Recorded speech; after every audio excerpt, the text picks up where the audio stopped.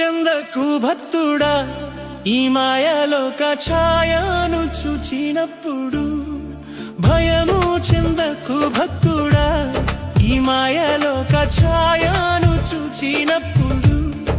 భయము చెందకు, నీకు జయము దయచేయువాడు. భయము చెందకు, నీకు జయము దయచేయువాడు. దేవుడే యెహోవాయున్నాడు, నీ సాయమునకు దేవుడే యేసన్నయున్నాడు.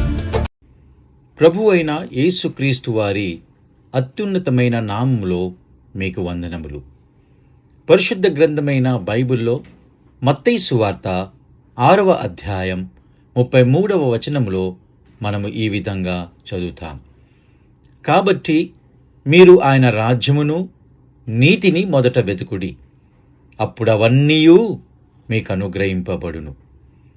మనిషి తన జీవితంలో చింతలతో గడుపుతూ జీవితంలోని ఆనందాన్ని కోల్పోతాడు. అంతేకాకుండా తన జీవితానికి ఉన్న నిజమైన అర్థాన్ని కూడా అతడు తెలుసుకోలేకపోతాడు. పాపమే మనిషి జీవితంలో చింతకు కారణం. పాపం వల్ల మనిషి తన నిజమైన అవసరాన్ని గుర్తించలేడు. పాప కారణంగా మనిషికి నిర్ణయించబడిన శిక్ష నరకమే. ఎవరైతే తన పాపాలకు క్షమాపణ పొంది పాపశిక్ష నుండి విడుదల పొందుతారో వారే దేవుని రాజ్యంలో ప్రవేశిస్తారు. అంతేకాకుండా ప్రభువైన యేసుక్రీస్తు దేవుడు వారి అన్ని అవసరాలను తీర్చుతాడని, వారి పట్ల శ్రద్ధ వహిస్తాడని చెబుతూ ఉన్నాడు.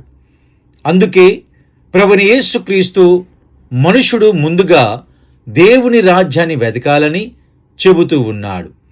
అంటే తన పాప క్షమాపణ కోసము దేవుని దగ్గరకు వచ్చి ప్రభువైన యేసుక్రీస్తును విశ్వసించడం ద్వారా దేవుని రాజ్యంలో ప్రవేశించాలి. ఎవరి ఆత్మీయ అవసరాలను దేవుడు తీర్చుతాడో వారి భౌతిక అవసరాలను కూడా ఆయన సమకూరుస్తాడు. ప్రభువైన యేసుక్రీస్తును విశ్వసించడం ద్వారా మీరు కూడా దేవుని రాజ్యంలో ప్రవేశించాలని మేము మీ కొరకు దేవునిని ప్రార్థించుచున్నాము. దయచేసి ఈ విషయాన్ని గంభీరంగా ఆలోచించండి, నమ్మండి మరియు రక్షణ పొందండి.